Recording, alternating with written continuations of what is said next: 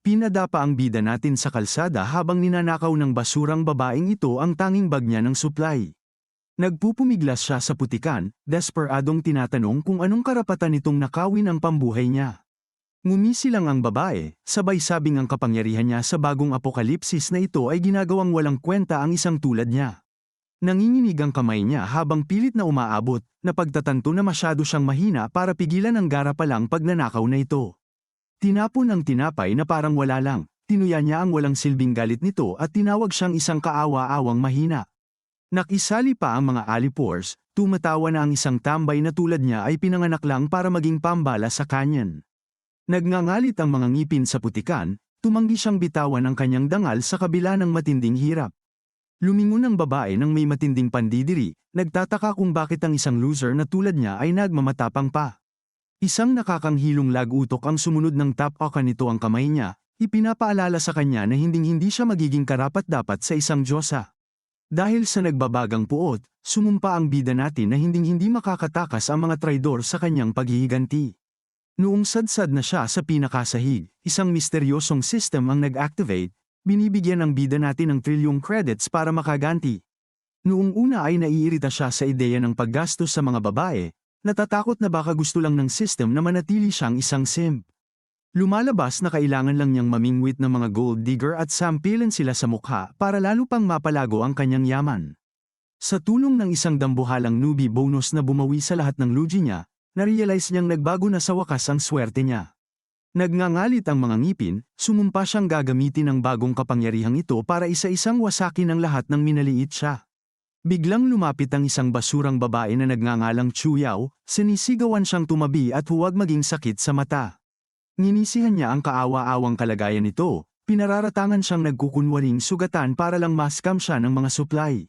Sa halip na manginig sa takot, tumayo ang bida natin at naghandang subukan ang bago niyang system sa mayabang na estrangherong ito.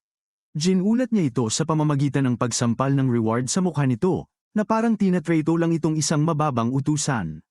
Ang nag-uumapaw na galit ni Chuyaw ay agad na nag-trigger sa system, nagpapatunay na ang pagpapagalit sa mga taong ito ang ticket niya patungong godhood. Na-realize ni Lin Feng na totoong-totoo ang system at nagsimulang makaramdam na parang isang tunay na player. Sinimulan niyang polanan ng supply si Chuyaw, na tila ba walang kwenta ang yamang kakakuha lang niya. Tulalang-tulala ang babae, hindi namamalayang na-activate na ang isang goddess strategy mode na nagbabantay sa lumalago niyang affection. Habang naglalakad siya palayo, naiwang nakanganga ang babae, nagtataka kung para sa kanya ba talaga ang lahat ng kayamanang ito. Casual niyang ibinigay ang kanyang address, sinasabi sa kanya kung saan siya eksaktong mahahanap mamayang gabi. Tumibok ng mabilis ang puso ng babae habang iniisip na ang lalaking ganito kagalanta ay medyo gwapo rin pala.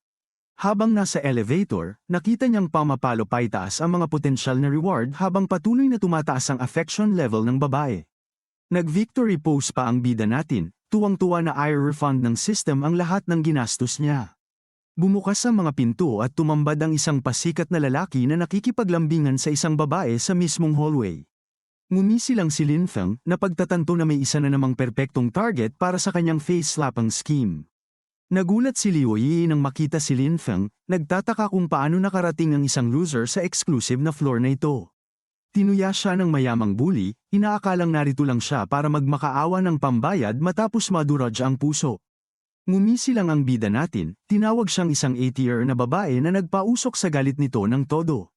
Sinabihan siya ng bully na baliwalain ang basurang walang resources, hindi alam na isang tunay na diyosa ang nakatayo sa likuran nila.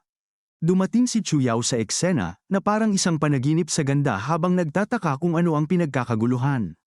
Agad na tinamaan ang mayamang bully, nakikilala siya bilang ang maalamat na campus goddess na matagal na niyang gustong makilala. Sinubukan niyang magpakilala habang namumula, pero binaliwala lang siya nito para tanungin si Lin Feng tungkol sa kanilang plano. Parehong naiwang nakanganga ang dalawang bully, hindi makapaniwala na ang basurang lalaking ito ay ganito kalapit sa kanya. Inimbitahan siya ni Chuyaw na mag-scavenge ng mga supply, palihim na gustong subukan ang kakayahan niya sa bagong mundong ito.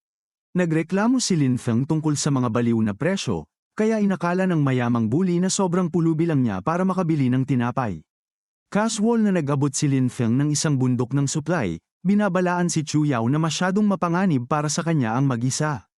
Nawala sa sarili si Liu Yi, sinisigawan ng bida natin na ipaliwanag kung paano nakakuha ng ganoon karami ang isang loser na tulad niya. Ngumisi lang siya, inaalukan siya ng lollipop kung ipapakita nito ang malanding ugali na ginamit niya noon. Itinuloy ni Lin Feng ang panggigipit, tinuya ang background nito sa broadcasting at ang kasaysayan nito sa paghahabol sa mga high-tier online gifters.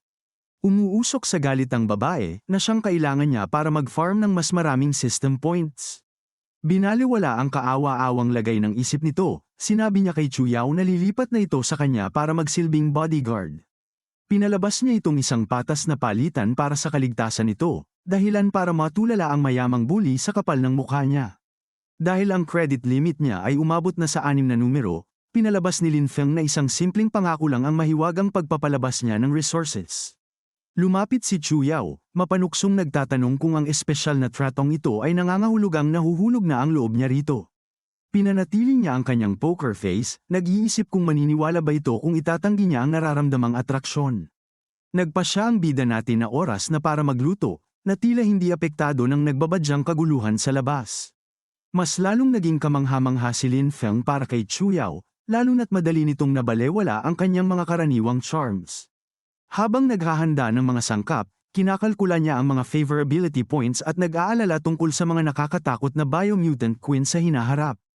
Biglang naglabas ang balita ng isang nakakangilabot na babala tungkol sa isang nakamamatay na cold wave na paparalisahin ang lungsod ngayong gabi. Alam niyang simula pa lang ito ng katapusan, kasunod ang tuluyang pagbagsak ng infrastruktura at mga mutation. Biglang nagdilim ang kusina nang mawala ng kuryente. Hudyat na ang apokalipsis ay dumating ng mas maaga sa inaasahan. Nakahiga sa sofa, naguguluhan si Chu Yao dahil hindi pa dapat napatay ng cold wave ang grid ng kuryente. Isang bigla at marahas na katok sa pinto ang narinig, nagpapakilalang isang routine check mula sa neighborhood committee. Akmang bubuksan na niya ito, pero ang tiyempo ng opisyal na pagbisitang ito ay tila napakahina-hinala para sa kanya. Pinigilan siya ni Lin Feng, ipinupuntong masyadong bago pa ang huli nilang inspection para maging totoo ito. Nagtataka si Chu Yao kung routine inspection lang ba ito, pero alam ng bida natin na hindi ito isang hamak na college dorm. Humawak siya ng talam, napapansing ang property management, at hindi ang kung anong committee, ang dapat na umaasikaso sa mga outage na ito. Nagutos ang mga tambay sa labas na magbukas agad sila, na pagtatanto na siguradong nagtatago ang dalawa sa loob. Sumilip sa peephole, nakita ni Lin Feng ang 3 basurang looters na naghahanap ng madaling mabibiktima. Sinubukan niya silang paalisan sa pamamagitan ng pagsisinungaling tungkol sa kanilang sariling lakad, nararamdaman ang kabulukan ng pagkatao. Hindi naniwala ang grupo sa labas, sa halip ay sinisi ang magkapareha sa biglaang pagkawala ng kuryente sa gusali. Bumwelta si Chu Yao, ibinunyag na ang isa sa kanila ay isang ex-con na halatang hindi pa natututo sa kanyang leksyon. Hamalang si Lin Feng sa harap para protektahan ang kanyang investment, habang napagkamala ni Chu Yao ang kanyang kasakiman bilang kabayanihan. Tulala siya ng magpingang system ng favorability boost dahil lang sa pag-akto bilang isang matino na tao. Biglang bumukas ang pinto nang may malakas na kalabog habang pilit na pumapasok ang mga thug sa kanyang sanctuary. Napagtanto ni Lin Feng na hindi gumana ang pananakot at naghanda para sa isang madugong engkwentro sa mga desperadong scavenger na ito. Pumasok ang mga trash tier na looter, nanlilisik ang mga mata sa dami ng pagkaing sapat para mabuhay sa apocalypse. Sinubukan ng ating bida ang isang psychological play, sinasabing ang pagkain ay para sa mga patay, pero tumawa lang ang babae.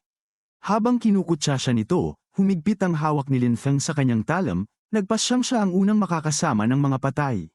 Sa isang malamig at surgical na atake, hiniwi niya ang lalamunan nito bago pa man matapos ang pangungutya nito. Tulala si Chu Yao sa biglaang karahasan habang ang mga natitirang thug ay napatigagal sa matinding takot. Tinitigan sila ng diretso sa mata, sinabi niya sa kanila na sa kabilang buhay na lang nila kainin ang pagkain. Nang makitang dagwang nakahandusay ang kanilang leader, nagwala ang 2 pang thug at naglabas ng mga patalim para maghiganti. Biglang binaliktad ni Lin Feng ang sitwasyon, nagpakita ng peking ngiti at nagmakaawa na parang isang duwag. Litong-lito ang mga thug sa kanyang bipolar na ugali, hindi sigurado kung siya ba ay isang monster o sadyang kaawa-awa lang. Nagpanggap na duwag si Lin Feng, iniabot ang tinapay at sinabihan ang mga thug na I enjoy ang kanilang pagkain.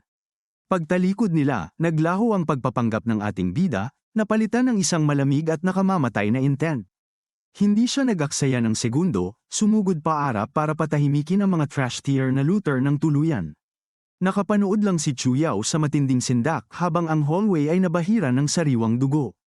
Hamampas nang wala sa sarili ang huling survivor, huli na nang mapagtanto niyang nakakulong siya sa isang kwarto kasama ang isang monster.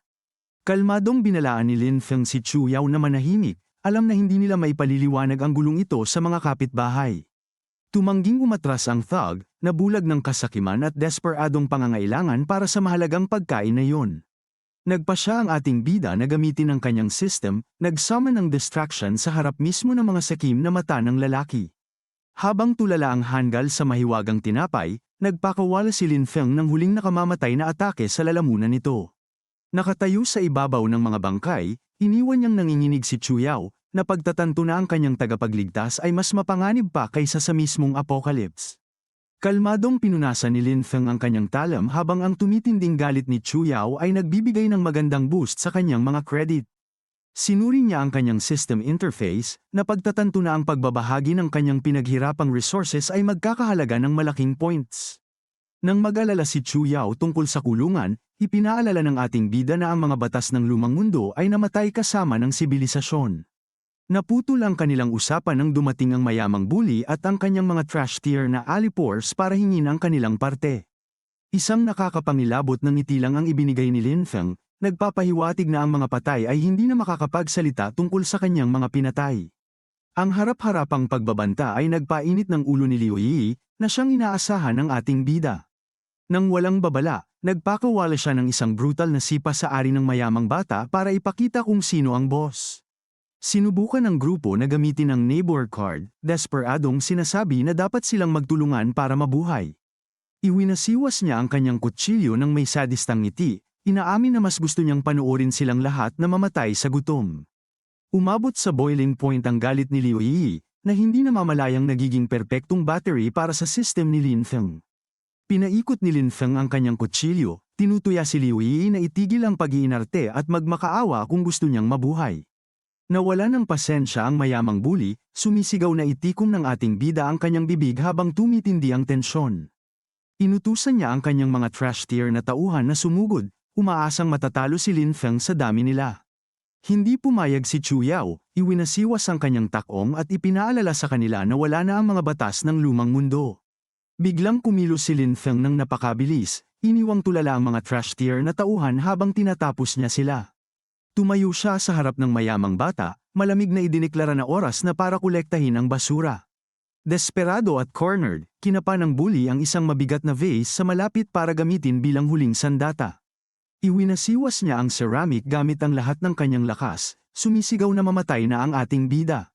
Walang kahirap-hirap na sinalo ni Lin Feng ang atake, ipinaparamdam sa bully na hindi sila magka-level.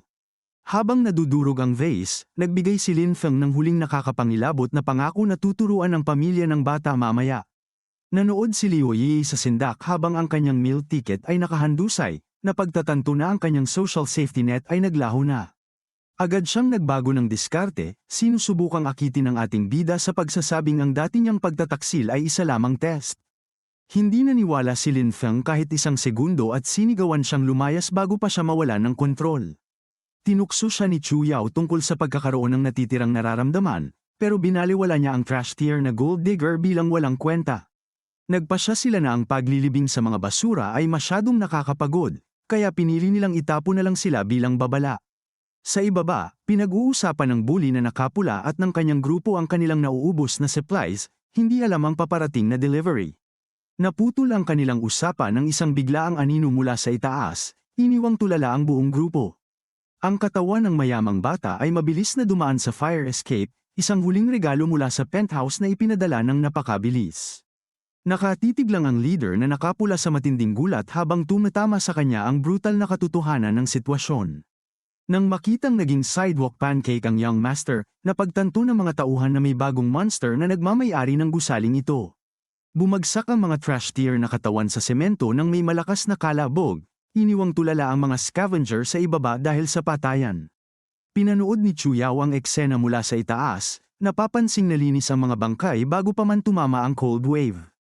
Nanatiling nakatutok ang ating bida sa kalan habang ang kanyang system ay kumukubra ng malaking rage points mula sa kapitbahayan. Naghain siya ng mainit na pagkain sa kanyang bodyguard, alam na ang busog na sundalo ay laging tapat. Naantig si Chuyaw sa kilos na yun, nakakaramdam ng init ng tahanan na bihirang mahanap sa impyernong ito. Hindi muna kumain si Lin Feng, iginiit na unahin ang pagpapatibay ng lugar bago pa lalong bumaba ang temperatura. Nagbunga ang kanyang tactical na kabaitan na max out ang loyalty nito at nag-unlock ng malaking halaga ng system credits. Sa ibaba, nahanap niya ang leader na nakapula na hinimitay sa gulat nang makitang naging pancake ang kanyang mga karibal. Agad siyang nakilala ng mga natitirang tauhan, ang kanilang takot ay naging agresibong pagsigaw habang itinuturo siya. Isang mapang-asar na tingin lang ang ibinigay ni Lin Feng, nagtataka kung may lakas ba talaga sila ng loob na haminin siya. Nagpakawala si Lin Feng ng isang malutong na sampal, ipinapaalala sa trash tier na tauhan kung sino na ang boss ngayon. Pinadapa niya ang lalaki, napapansing ang kanyang bagong double physical stats ay ginagawang madali ang pagdurog sa mga mahihina. Nakatayo lang ang kalbong bata-bataan, tulala sa kung paano naging literal na halimaw ang isang dating walang kwenta. Nang makitang nai-ari ang tropa niya, lumuhad siya at nagmakaawa dahil sa desperadong sitwasyon.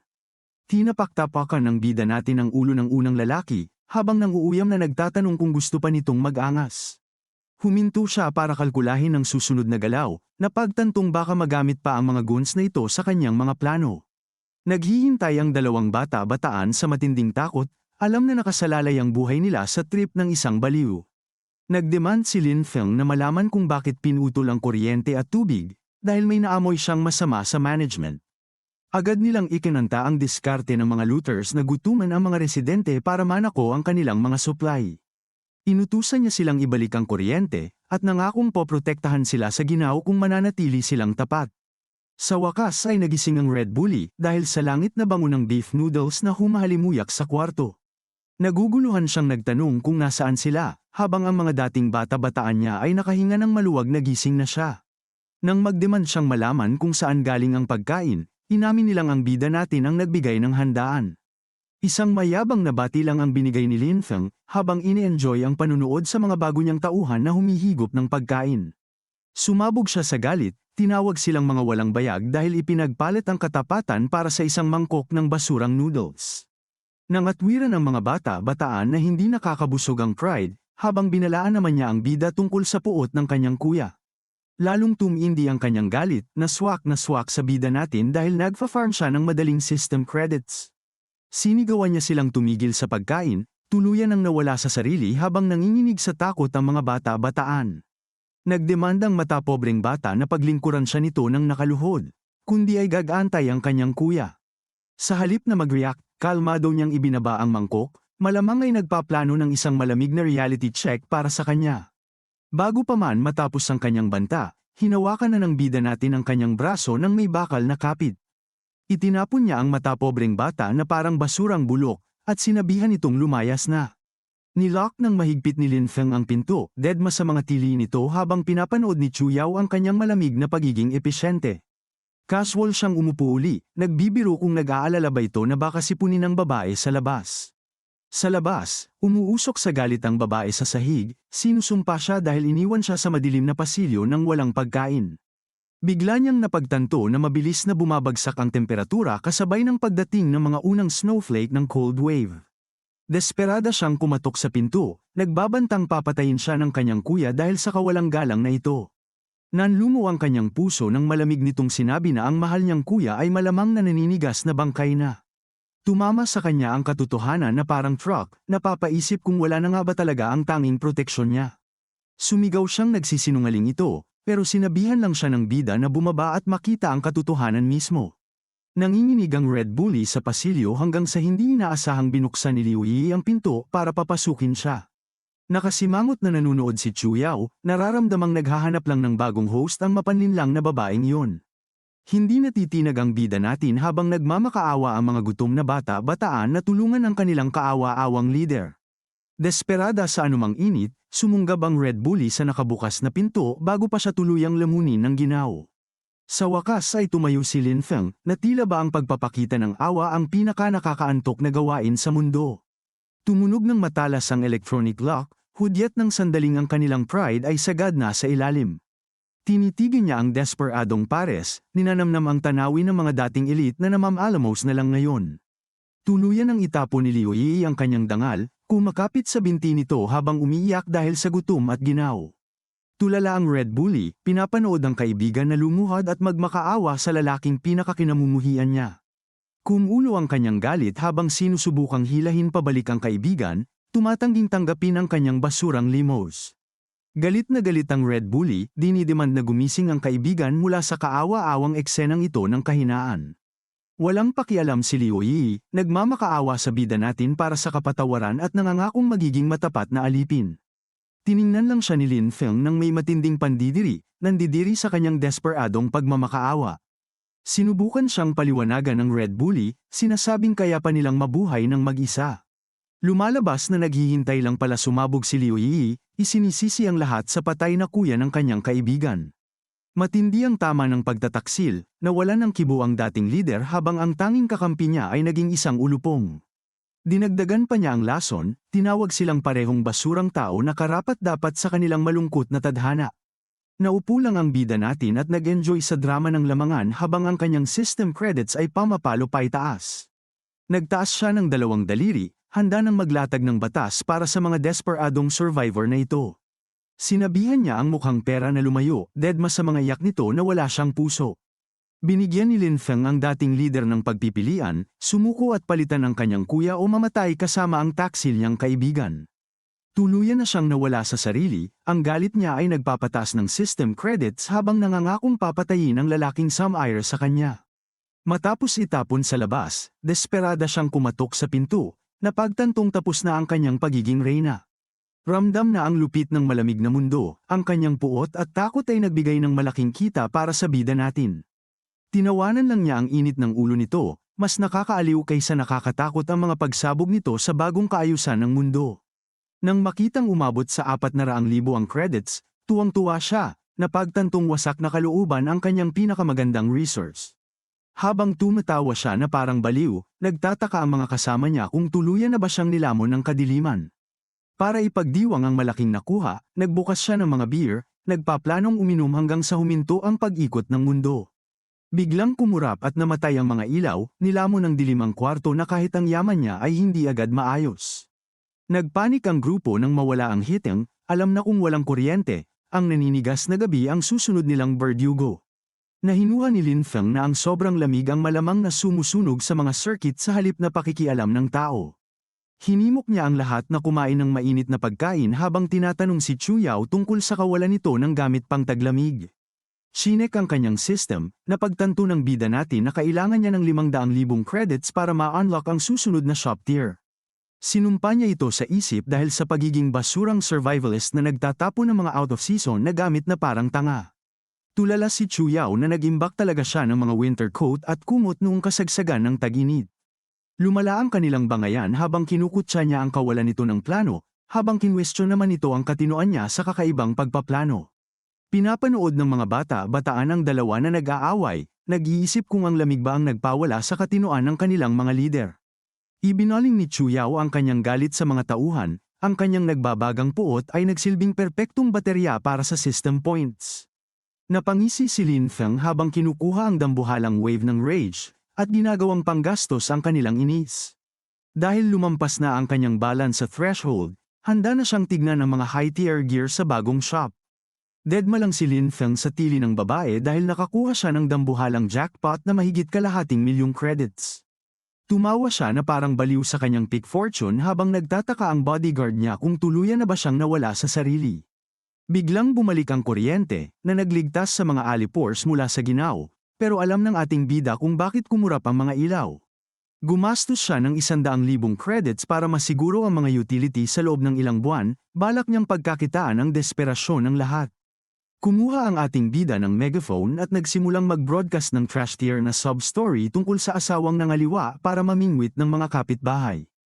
Tulala ang mga nagugutom na residente sa sobrang cringe, minumura siya dahil sa pag-iingay sa gitna ng mismong apokalipsis. Ito talaga ang plano niya habang bumabaha ng rage point sa kanyang system, ginagawang purong kayamanan ang kanilang galit. Ninanamnam niya ang thrill ng kanyang pakana habang nagbubulungan ang mga tauhan na mukhang hindi na stable ang isip ng boss nila. Kahit God tier ang kanyang pagpaplano, tinatablan pa rin siya ng matinding ginaw, kaya nanginginig siya na parang isang total amateur. Nakuha ng ating bida ang ultimate jackpot nang i-convert ng kanyang system ang kolektibong galit ng kapitbahayan sa halos 1,000,000 credits. Nag-aalala na talaga ang kanyang crew na baka nabaliw na siya, kaya sinusubukan nilang i-test ang katinoan niya gamit ang basic math. Tinawanan lang niya ang kanilang pag-aalala, at idineklara na ang kanyang salita ang tanging batas na mahalaga sa bahay na ito. Napa-facepalm na lang si Chuyaw sa kawalan ng pag-asa, nagtataka kung paano siya nauwi sa pag-aalaga sa isang baliw sa gitna ng apokalipsis. Nagulo ang kapayapaan nang may grupo ng mga desperadong survivor na nagsimulang kumalabog sa pinto, pinipilit silang magbukas. Habang nangangatog sa takot ang mga alipors dahil sa mga tao sa labas, nananatiling kalmado si Lin Feng sa harap ng banta. Sa totoo lang ay excited pa siya, kampante na ang kanyang mastery sa psychological warfare ay dudulog sa mga trash tier na mananakop na ito. Sa labas ay may bagong trio ng mga panggulo, na pinamumunuan ng isang pasikat na blonde na babae na halatang hindi pa nababawasan ang ego. Lumalabas na ang leader ay isang sikat na internet celebrity, at ang ating bida ay nagpaplano na para sa kanyang susunod na malaking pakana. Casual na inimbita ni Lin Feng ang mga intruder na sirain ang kanyang power box, na tila ba nagsasawa na rin siya rito. Tulala si Sun Ziner at ang kanyang alipor sa inasal niya, habang humahakot naman ng madaling rage points ang system ni Lin Feng. Sinubukan ng ating bida na asarin ang lalaking may krus, tinatawag siyang duwag dahil sa pag-aalinlangan nito. Naduwag sandali ang gun bago tinamaan ang kanyang pride sa pang-aasar, kaya napilitan siyang kagatin ang pain. Inihampas niya ang martilyo ng buong lakas, na naging sanhi ng pagsabog ng kuryente sa power box. Pinanood lang ni Lin Feng ang paglipad ng mga spark ng may malamig na tingin, alam na alam kung paano matatapos ang bitag na ito. Nagsimulang magmayabang si Sun Ziner at ang kanyang tauhan, iniisip na napasuko na nila ang may-ari ng bahay. Hindi nila alam, nagsisimula pa lang ang ating bida, at ang kanyang nakakatakot na ngisi ang patunay na siya ang may kontrol. Sa isang pitik lang ng kanyang mga daliri, naghahanda na siyang i-activate ang isang system skill para tapusin ang palabas na ito. Agad na nag-repair ang power box ng kusa, kaya napaisip ang matanda kung nababaliw na ba siya. Natulala si Sun Ziner habang ang kagamitang akala na wasak na ay mukhang bago na naman. Ngumisi lang si Lin Feng, tinutuya ang gun at tinatanong kung masyado ba itong mahina para sa iron ng box. Sa sobrang galit sa pambabastos, nag-amok ang thug at pinagsasapak ang box hanggang sa mag-spark ito.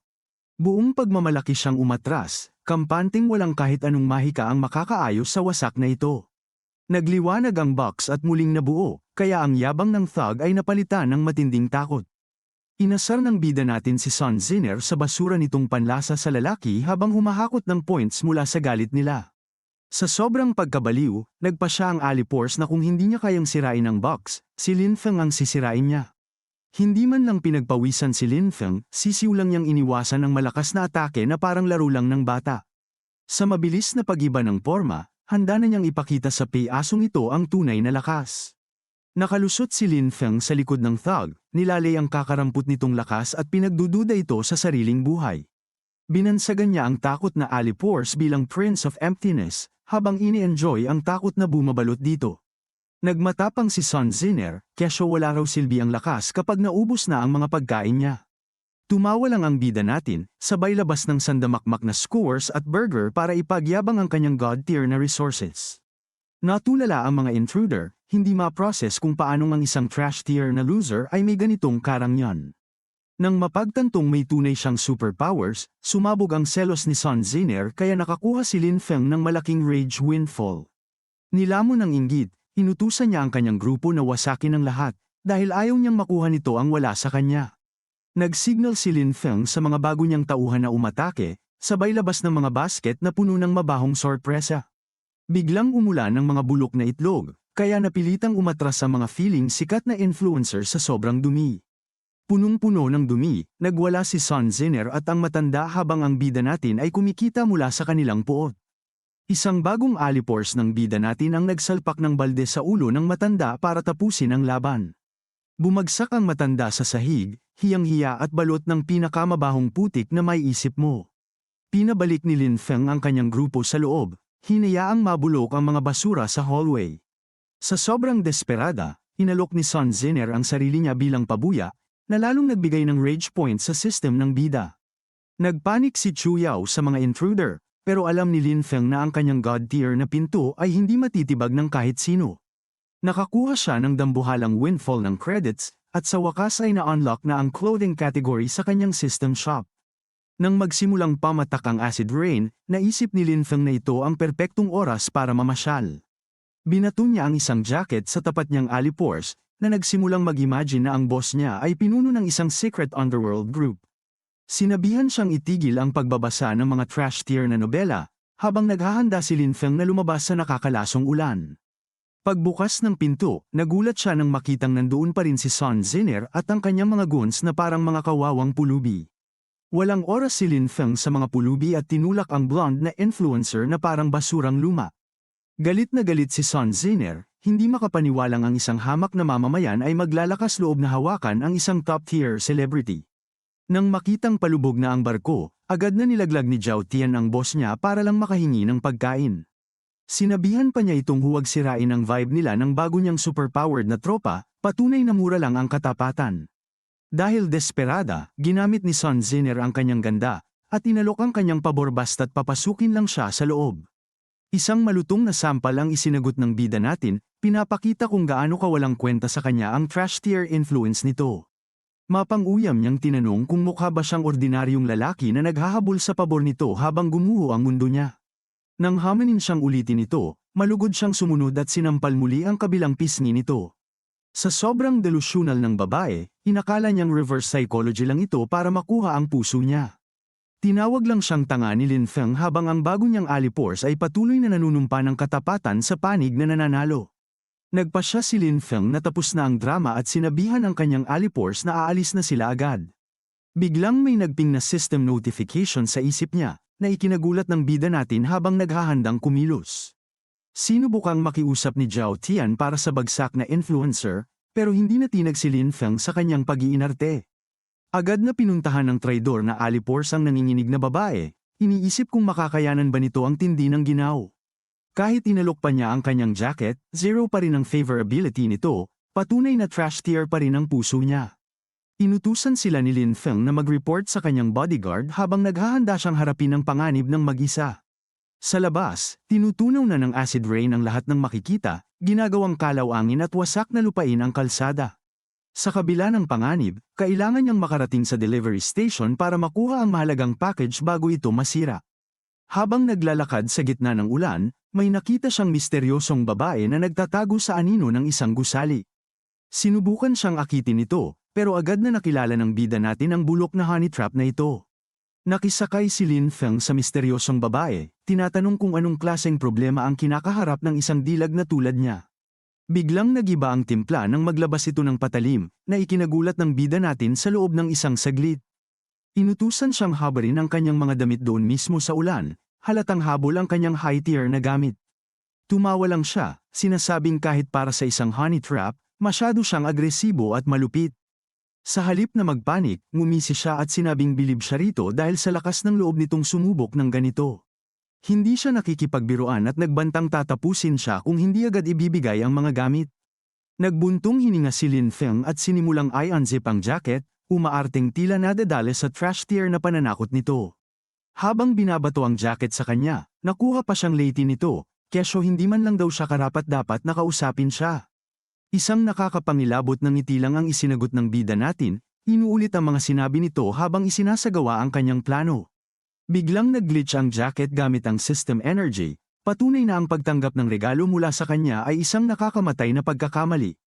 Ngumisi si Lin Feng, sinabihan siyang bumalik na lang kapag natuto na siyang magmakaawa ng maayos.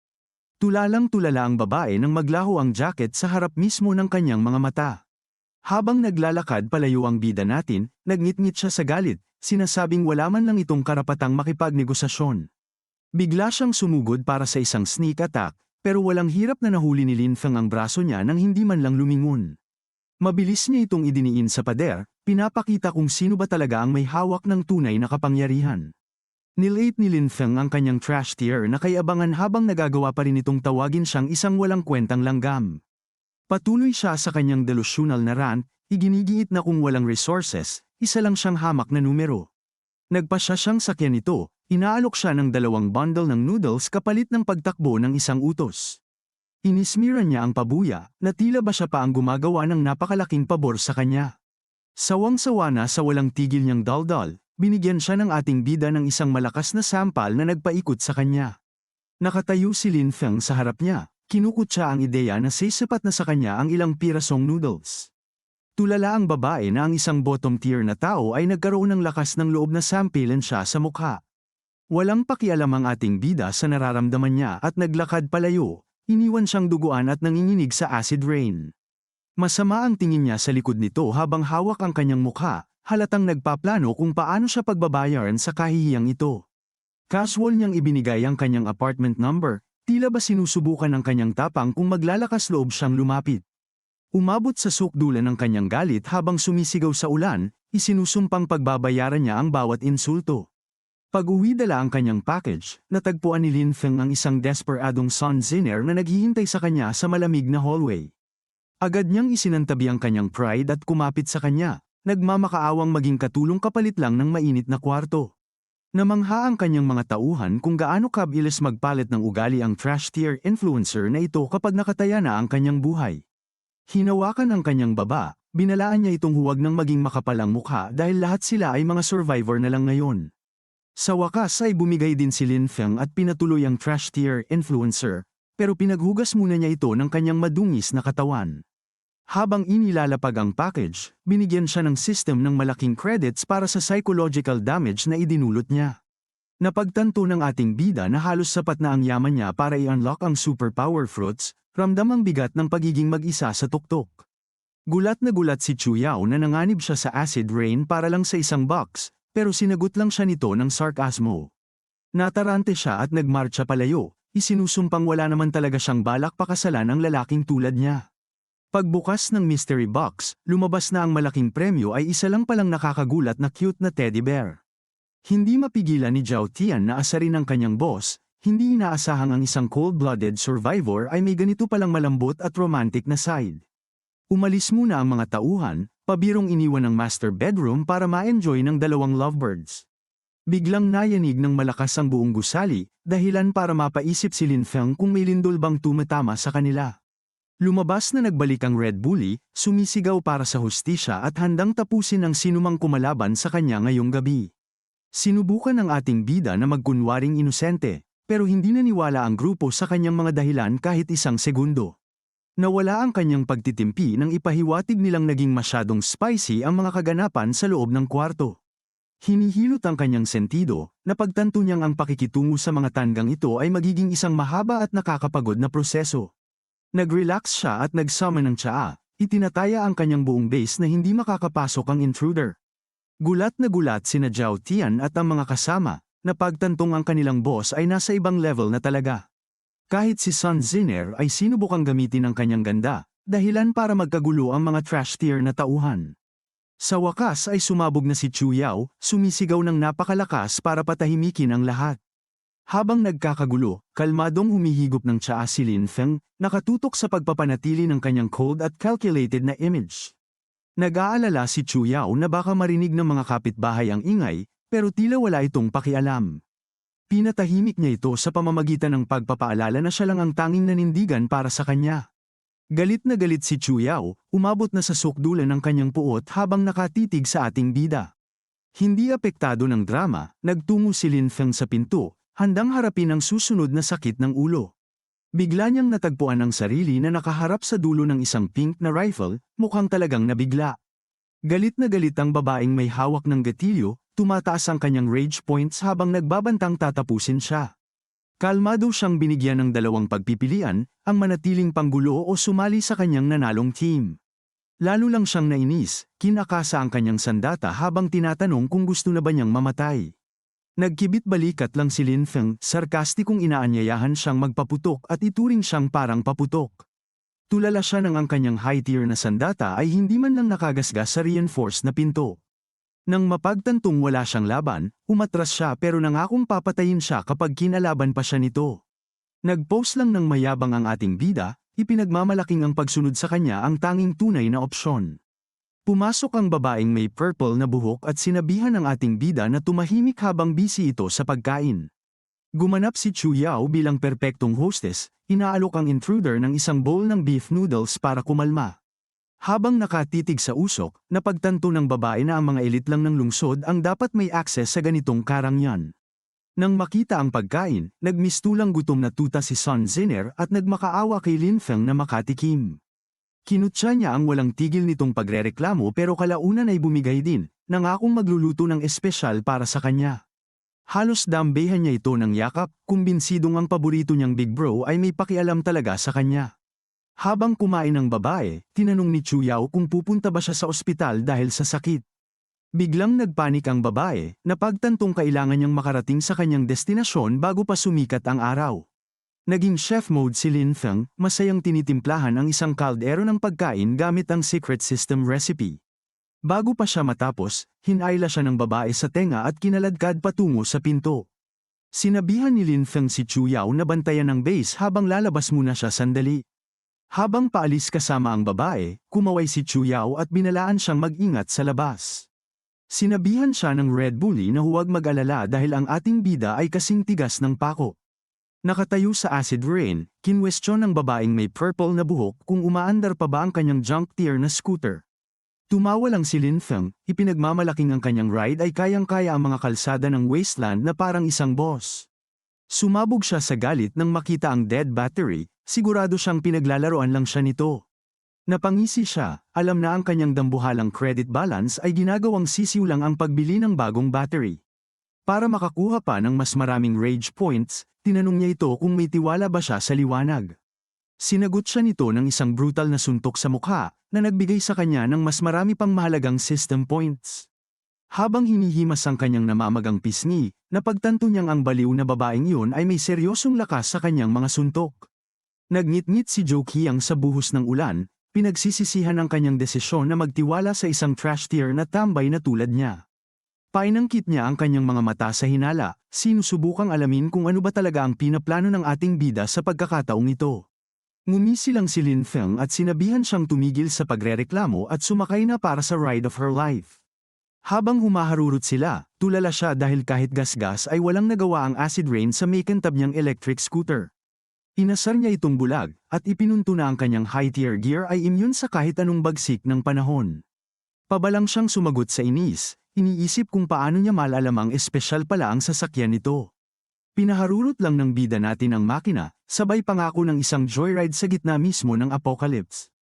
Habang nakatingin sa likod niya, napaisip siya kung ang masayahing baliw na ito ba ang tagapagligtas na binanggit ng tatay niya. Tumunog ang system habang tumataas ang affection nito, at agad na kinuha ni Lin Feng ang sandamakmak niyang points. Para ituloy ang momentum, hiningi niya ang baril nito at sinabing kaya niyang bigyan ng sandata ng isang legendary upgrade. Gulat na gulat si Joe Qiang, iniisip kung ang lalaking ito ba ay isang walking, talking cheat code para sa weapon upgrades. Ngumisi si Lin Feng, napagtantong ang pag-unlock ng slots para sa baril nito ay win-win dahil sa laki ng system cashback. Naudlot ang biyahe nila nang harangan sila ng isang trash tier na gwardya at pinatitigil sila agad. Nanginginig sa ulan, sinubukan niyang gamitin ang kanyang posisyon para kumbinsihin ang lalaki na paraanin sila. Walang pakialam ang gwardya, sinabing kahit Diyos pa ay hindi makakalampas sa kanya nang walang pahintulot. Nagsimula itong magsalita ng kabastusan, nilait ang itsura niya at pinaratangang may dala siyang sakit mula sa wasteland. Sapat na ang narinig ng bida natin at sinabihan ang madaldal na maghanap ng hemorrhoid cream para sa makati nitong mukha.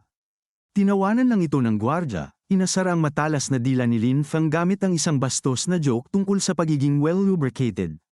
Bago pa matapos ng tanga ang sasabihin niya, nagpakawala si Lin Feng ng isang brutal na atake na nagpatalsik sa mga ngipin nito. Habang bumabagsak ang gwardya sa sarili nitong dugo, pinaalalahanan siya ni Lin Feng na ang pagyayabang ay may masakit na kapalit. Sinipa ni Lin Feng ang trash tier na gwardya, inasara ang mga bastos nitong joke habang bumubulusok ang tanga sa semento. Tiningnan siya ng bida natin ng may pandidiri, pinaalalahanan ng talunan na dapat alam ng mga cannon fodder ang lugar nila. Nagpanik si Joe Qiang nang makita ang isang buong squad ng reinforcements na sumusugod para palibutan sila sa ulan. Ngumisi lang si Lin Feng at inihanda ang kanyang rifle, Nangakong ipakikita sa mga amateur na ito kung ano ang tunay na marksman. Pinagbabaril niya sila habang umaandar ang scooter, ginagawang isang slaughterhouse para sa mga rebelde ang maulang kalsada. Narating din nila ang medical wing, kung saan umaalingaw ang mga sigaw para sa awa sa gitna ng malamig at basang hangin. Isang gwardya pa ang lumuhad at nagmakaawa para sa kanyang buhay habang nakatayo si Lin Feng sa harap niya ng may malamig na tingin. Sa halip na mag-aksaya ng bala, dinurog niya ang bungo ng lalaki gamit ang isang brutal na hampas ng kanyang mabigat na sandata. Pumasok ng mabilis si Joe Qiang sa lab, desperadong tinatawag ang isang lalaking nagngangalang Old Shin habang nakasunod si Lin Feng. Nagulat ang matandang doktor at ang kanyang nurse, nagtataka kung paano siya nakaligtas sa acid rain para makarating sa kanila. Hindi na pinansin ni Joe Qiang ang bat-iyan at agad na tinanong ang status ng kanilang kritikal na eksperimento. Agad na nagpanggap na biktima ang bida natin, nagmamakaawa sa nurse para sa check-up dahil takot na takot daw siya. Dahil sa walang hiya niyang pag-arte, nawala ng pasensya si Joe Qiang at kinaladkad siya sa tenga dahil sa pagiging manyak nito. Nang magtanong ang matandang doktor tungkol sa estranghero, ipinakilala niya ito bilang si Chen Yu, ang kanyang indispensable na tagapagligtas. Hangang-hanga si Old Shin, nararamdamang ang binatang ito ay higit pa sa isang ordinaryong survivor. Hindi naniniwala ang nurse, malamig na pinaalalahanan ng lahat na ang mga nakakaligtas lang sa katapusan ng mundo ang mahalaga. Nagsimula siyang magyabang tungkol sa kanyang lalaking si Chong Wei, sinasabing angat ito sa lahat dahil sa mga elite connections nito. Ngumisi lang si Lin Feng at nagtanong kung gold-plated ba ang dumi ng legendary boyfriend na ito o kung ano pang kalokohan. Nakakuha siya ng madaling rage points habang binabalaan ito na ang paghusga sa kanya ngayon ay haantong sa isang masakit na realization. Lalo pang nagmayabang ang nurse, pinaratangan siyang nakikikabit lang para sa kanilang superior na food supplies. Nagbiro si Lin Feng na ang dalawang magkapatid ay pareho lang ang hilig pagdating sa obsession nila sa pagkain. Ipinagtanggol siya ni Joe Qiang, ipinagyabang na kumakain pa nga ito ng beef noodle sa bahay para patunayan ang kanyang high status. Tinawanan lang ito ng nurse, sinabing imposibleng makahanap ng ganoong resources kahit ang kanyang elite na boyfriend. Tinulak ng bida natin ang ulo nito pabalik, inasar siya sa pagiging delusional habang nangongolekta ng malaking rage points. Nagsimulang mag-usisa si Old Shin sa background niya, tinatanong kung ang tatay ba niya ay isang big shot sa gobyerno. Matapos niyang itanggi ang anumang koneksyon, sinabihan ng nurse ang doktor na huwag mag-aksaya ng oras sa isang tambay. Ipinagpatuloy niya ang panlalait sa kanyang kapatid, inaalok ito ng kagat ng pagkain dahil sa awa sa mga maling desisyon nito. Sawang-sawa na sa daldal, pinatahimik siya ni Lin Feng gamit ang isang kidlat-bilis na sampal sa mukha. Naiwang tulala at nahihilo ang nurse, na nagbigay sa kanyang system ng mas marami pang matatamis na rage points. Sinabihan niya itong tumigil sa pag-astang royalty at tinanong kung saang low-tier na club ba ito dating nagtatrabaho. Galit na galit ang nurse, nagbabantang papatayin siya gamit ang koneksyon ng kanyang boyfriend sa Haoi Group. Napabuntong hininga na lang ang bida natin, napagtantong ang trash tier drama na ito ay konektado na sa pinakamalalakas na tao sa lungsod. Biglang dumating ang kanyang backup sa anyo ng isang lalaking pormal ang suot at ilang generic na mga tauhan. Agad siyang nagpanggap na biktima, kumapit sa kanyang lalaki habang sinasabing binubuli siya ng isang kung sinong siga. Itinuro niya si Lin Feng, harap-harapang nagsisinungaling na hinaharas at sinasaktan daw siya nito. Sa galit dahil sa kawalan ng respeto, inutusan ng boyfriend ang kanyang mga tauhan na turuan ang bida natin ng isang masakit na leksyon. 2 tauhan ang nagpakawala ng sabay na suntok, pero hindi man lang kumurap si Lin Feng. Gulat na gulat ang mga tauhan nang maramdaman nilang parang tumama ang kanilang mga kamao sa isang pader na bakal. Napaatras sila sa sobrang sakit, naduraj ang kanilang mga kamay laban sa kanyang magically enhanced na katawan habang sumisigaw sa hapdi. Nagtanong si Lin Feng ng may sarcasmo, inasar ang kanilang kakarampot na pananakot habang nanunood si Joe Qiang. Histerikal na hiniling ng nurse sa kanyang boyfriend na lumpuhin na ang bida natin ngayon din dahil sa kawalan nito ng galang.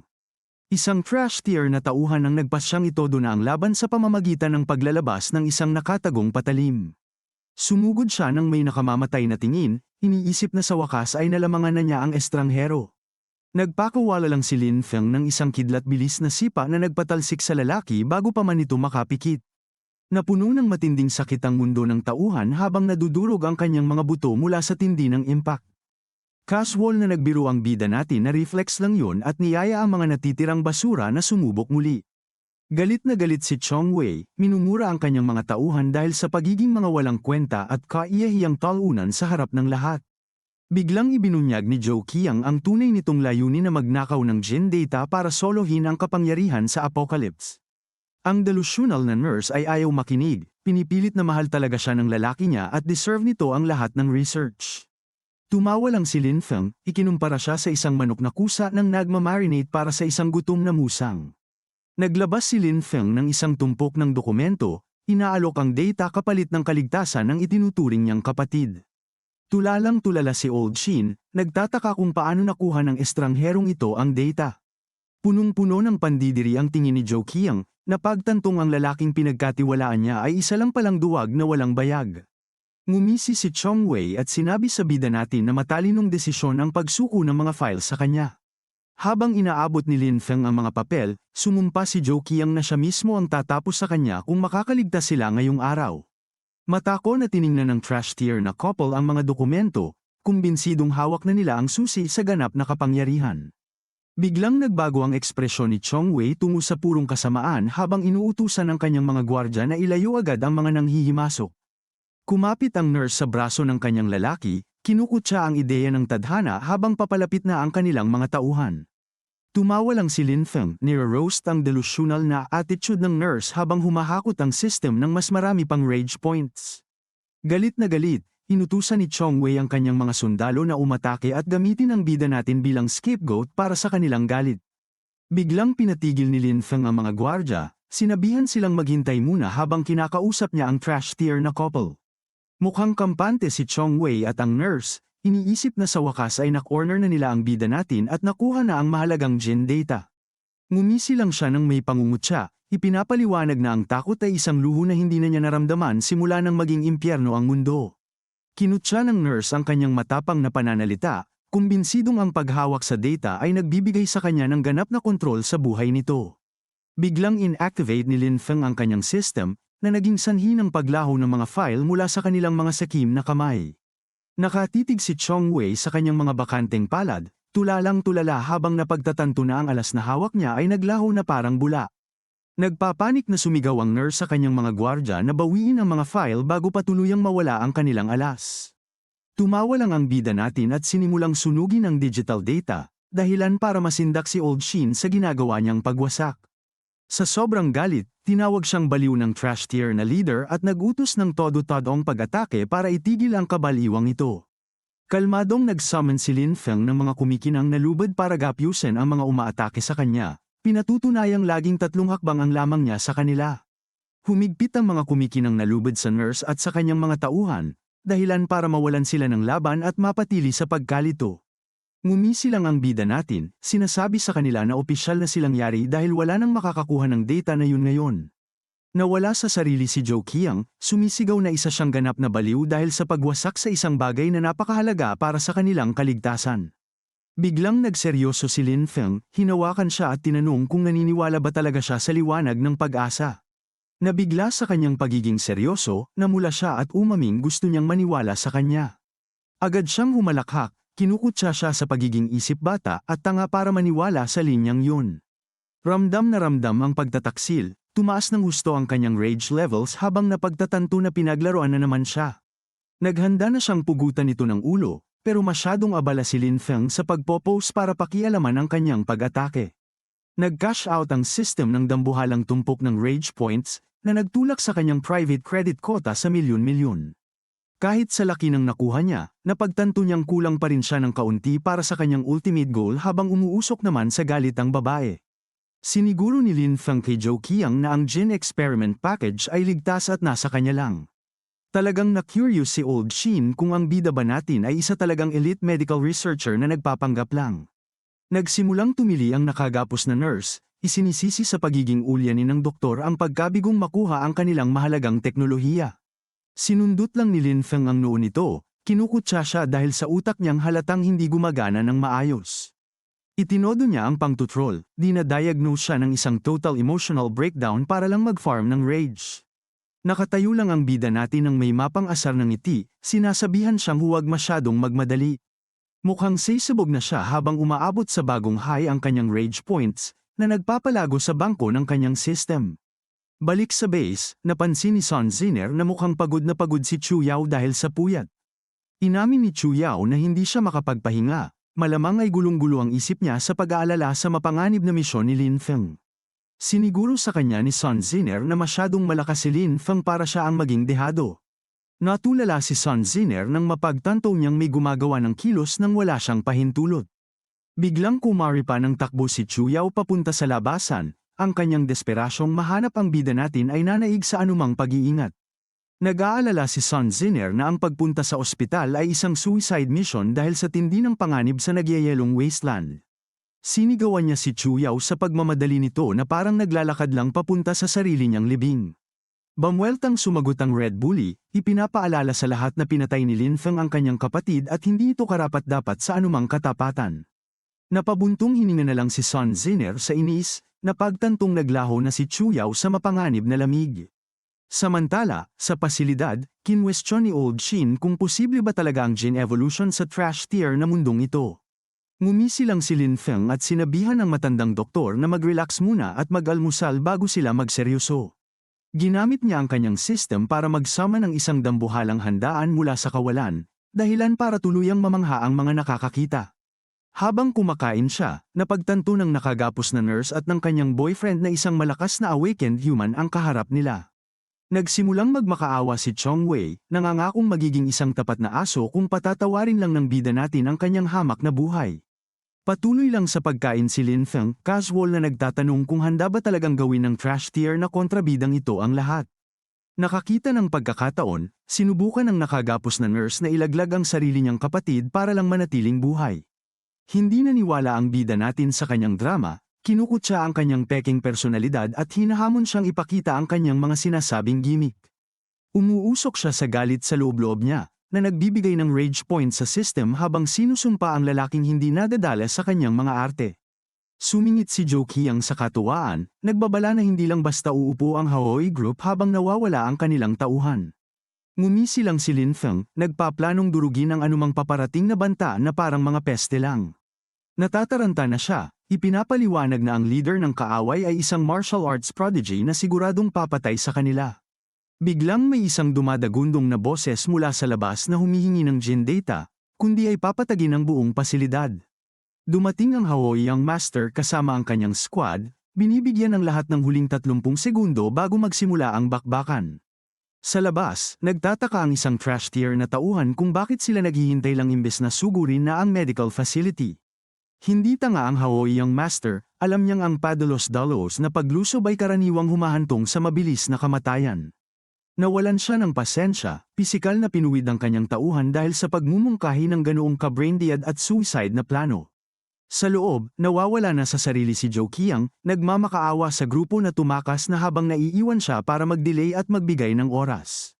Ang bida nating si Lin Feng ay patuloy lang sa pagkain, chill lang habang nagfa-farm ng rage points mula sa tumitinding kaba ng babae. Ang nakataling si Chong Wei ay nagmamayabang pa, humihingi ng 5-star meal bago niya sila payagang sumuko. Walang pasensya si Lin Feng sa ingay, kaya binigyan niya ng malakas na sipa sa mukha ang lalaki para tumahimik. Nang makitang binubugbog ang kanyang meal ticket, sumigaw ang nurse para ituro ang kanilang lokasyon sa mga puwersang naghihintay sa labas. Nakilala ng gwardya ang boses at hinimok ang kanyang boss na kumilos na, umaasang mabilis silang meal iligtas. Sa halip na pasasalamat, sampal sa mukha ang nakuha niya habang nag-uutos ang Haoi Young Master ng ganap na katahimikan. Nawalan na ng pasensya ang Haoi Young Master, at nag-utos na gumamit ng pampasabog para wasakin ang buong lugar. Sa wakas ay lumabas na si Lin Feng para harapin siya, mukhang hindi man lang bilib sa magarbo nitong pagdating. Agad na hiningi ng Young Master ang data, at nagbantang papatayin sila ng masakit kung hindi susunod sa utos niya. Ininsulto niya si Lin Feng, ayaw maniwala na ang isang lampang bata ang nasa likod ng pag-ubos sa mga tao sa pasilidad. Ngumisi lang si Lin Feng at inaming siya nga ang tumapos sa lahat, sinusubukan ang ego ng lalaki. Sa sobrang inis sa trash tier na attitude, nagpakawala ang Young Master ng isang malakas at mana-infused na suntok diretso sa mukha. Tumalsik si Lin Feng sa damuhan habang pinapanood ng mga gwardya ang pagpapakitang gilas ng kanilang boss. Hinawakan niya ang kanyang dumudugong bibig, tila gulat na may nakatama talaga sa kanya. Tumawa ang young master, pinagsasabihan siya na ang pagyayabang sa mundong ito ay isang one-way ticket papuntang impyerno. Lumalabas na nagsisimula pa lang si Lin Feng at para sa kanya ay nakakatawa at sobrang hina ng peak strength ng young master. Tulala ang young master, hindi maunawaan kung paano nakaligtas ang isang lampas sa kanyang mana-infused na atake. Pinigilan ni Old Shin ang nag-aalalang si Zhou Qiang, iginiit na hindi tipo si Lin Feng na itatapon lang ang kanyang buhay. Ininsulto sila ng nurse habang nakatali, inuutusang ibigay na ang data para iligtas ang kanilang mga kaawa-awang buhay. Tiningnan siya ni Zhou Qiang nang may matinding pandidiri, nagtataka kung bakit pahahalagahan ng young master ang isang katulad niya. Delusional pa rin, ipinagmalaki ng nurse ang mahabang listahan ng kanyang mga manliligaw, akala mo ay isang top tier na premyo. Bama na at pabalik si Zhou Qiang, sinabing ang pagkakaroon ng mababang standard ay hindi nangangahulugang kaakit-akit siya. Habang naglalakad palayo si Zhou Qiang, nagwala ang nurse at pinaratangan siyang isang selosang hater lang. Patuloy siyang tumitili na parang banshee, pero ang kanyang mga desperadong sigaw ay hindi pinansin ng sinuman. Balik sa laban, madaling iniwasan ng bida natin ang isang high kick, dahilan para magmukhang amateur ang young master. Akala ng young master ay nanalo na siya, kaya inutusan niya ang kanyang mga trash tier na tauhan na ihanda na ang mga pampasabog. Tiningnan niya ng maliit ang bida natin, binalaan siyang mamamatay siya sa loob ng 3 galaw kung magpapatuloy pa siya. Ngumisi lang si Lin Feng at sumagot na 3 galaw lang din ang kailangan niya para ubusin silang lahat. Nawalan ng pasensya ang isa sa mga gwardya at sumugod, kampanting matatapos niya ito sa isang atake lang. Biglang sumulpot si Zhou Qiang at pinatalsik ang gwardya gamit ang isang swaktong sipa sa dibdib. Bumagsak siya mismo sa ibabaw ni Lin Feng, kaya pareho silang natulala habang nakahiga sa damuhan. Habang hinihimas ang ulo, naiinis siya habang pabirong tinanong ni Lin Feng kung bakal ba ang kinain ito para sa almusal. Sinigawan niya ito dahil sa pagbibiro sa gitna ng delikadong sitwasyon, kaya nakapag-farm na naman si Lin Feng ng rage points. Tumawa lang ang young master, tinawag na kaawa-awang gigolo ang bida natin dahil nagtatago raw ito sa likod ng babae. Patuloy sa pagtawa ang trash tier na young master at ang kanyang mga alipores, tinatawag na duwag ang bida natin. Hindi pinansin ni Lin Feng ang mga insulto, at tiningnan ang kanyang system habang kumukubra ng halos 300,000 credits mula sa rage. Kahit malaki ang nakuha niya, na-realize niyang kulang pa rin siya ng ilang daang points para sa kanyang goal. Para mapunuan ang kulang, malamig niyang itinulak si Zhou Qiang sa tabi, sinabihan itong huwag sirain ang kanyang big moment.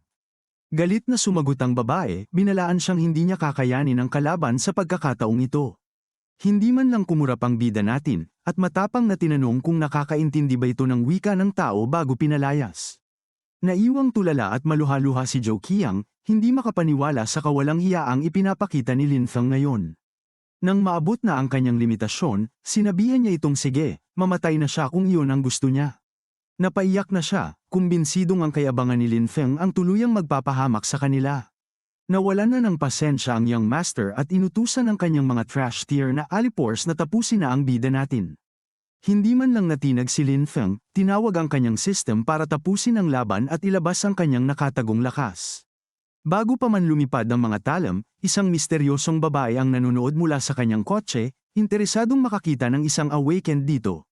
Bumaba si Gao Jihao mula sa kanyang mamahaling sasakyan, nang uuyam na nagtanong kung ang basurang away na ito ba ang ipinangakong entertainment. Biglang naging mautal ang dating mayabang na young master, halatang takot na takot sa powerhouse na nasa harap niya. Tinukoy ng system ng bida natin na isa siyang mahalagang tao mula sa pamilyang Gao, na mayroong dambuhalang 10 times rage multiplier. Nagulat si Lin Feng sa kanyang stats, nagtataka kung sadyang toxic lang ba ito o kung talagang legendary ang kanyang init ng ulo. Nag-chill lang siya at ginamit ang kanyang alias para magpakilala habang nakikipagkamay sa pinakadelikadong babae sa bayan. Hindi niya pinansin ang tensyon sa paligid at tinawag si Old Shin, halatang may pakay na mas mahalaga kaysa sa mababaw na away na ito. Sinubukang bulahin ni Gao Jihao si Old Shin, sinasabing ang kanyang Jin modification tech ang susi sa pagliligtas sa sangkatauhan. Hindi naniwala ang bida natin sa drama niya, nagtataka kung bakit kailangang manatili ang miracle tech na ito sa kamay lang ng pamilya niya. Ipinagmalaki niya ang elite status ng kanyang pamilya, nagyayabang na nasa kanila ang pinakamahusay na researchers at resources. Sinundot ni Lin Feng ang inis niya nang tanungin kung bakit hindi na lang sila ang gumawa nito, kaya nakakuha siya ng swabing rage points. Desperado para sa sikreto, Nakiusap siya sa doktor na magbigay ng kahit anong presyo, nangangakong kayang ibigay iyon ng pamilyang Gao. Nang ituro ng doktor si Lin Feng, nagwala siya at sinabihan ng bida natin na itikom ang kanyang bibig. Nagpasabog ng balita ang matanda, inaming ang sarili niyang research ay trash tier lang kumpara sa tunay na gawa. Tulala si Gao Jihao, hindi maproseso na maling tao pala ang kinukulit niya sa simula pa lang. Habang unti-unting nagliliwanag ang katotohanan, na-realize niya na ang tunay na power player ay nasa likuran lang pala niya. Sa wakas ay nagsawa na ang Haoyang master sa daldalan at nagpas siyang sumingit na. Inistorbo niya ang tensyon sa pagitan ni Gao Jihao at Lin Feng, halatang nauubusan na ng pasensya. Hindi natuwa si Gao Jihao sa pang-iistorbo, at hininging malaman kung ano ang pinaplano ng purple-haired brat na ito. Naglabas siya ng lighter at nagbantang walang makakaalis ng buhay maliban na lang kung ibibigay nila ang Jin data. Nagsimula siyang magdakdak tungkol sa kung paano gagawin ng data na ito na pati ang mga elite na pamilya ay hahalik sa kanyang mga paa. Ngumisi lang ang bida natin, sabay pansin na ang kayabangan ng Makong ay halatang galing sa pagkakaroon ng malakas na kapit. Kahit may baril na nakatutok sa kanyang ulo, tumawa lang si Lin Feng at sinabing excited na siyang mamatay. Nang gagalaiti sa kawalan ng galang, inutusan ng young master ang kanyang mga goons na itulak ang lahat papasok sa pasilidad. Isang magaspang na pagsalubong ang nakuha ni Lin Feng nang sipin siya papasok sa pinto habang pinapanood ng iba.